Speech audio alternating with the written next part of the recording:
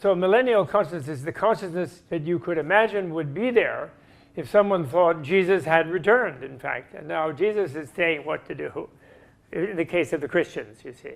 So in a way, although Buddha didn't return in the form of Shakyamuni, of course, but nevertheless, in the Jo thing, the idea is on this subtle plane. If you can get onto the subtle plane through all of the technologies, the mental and meditational technologies that the Indians had created and that the Tibetans are maintaining the traditions of, then you, on the subtle plane, Buddha is here, and therefore you're in the ideal situation.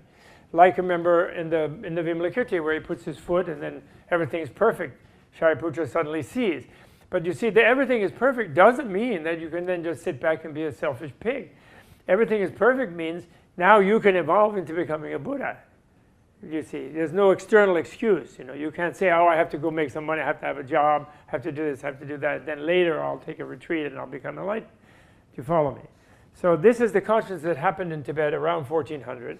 And what that incurred, then the different Dalai Lamas emerged after that, even though Tsongkhapa had said he himself wasn't going to be one.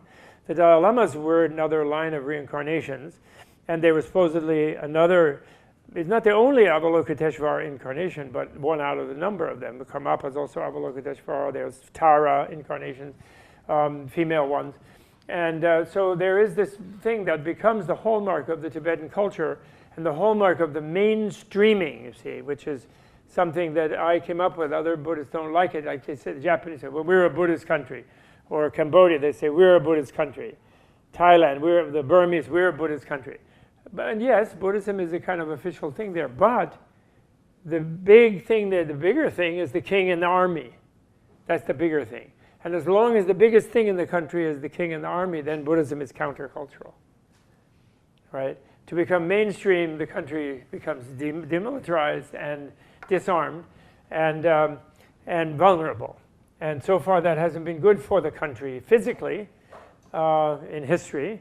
The Tibetans and the Mongolians hung out for a few centuries because it was hard to get there. But once you have airplanes and trucks and trains, then people can come and predate on them, as indeed they did in the 20th century. But on the other hand, so it's a bad thing, in other words. But you know, you've seen my argument, so I won't go back to it as far as what it might be the case today. You know?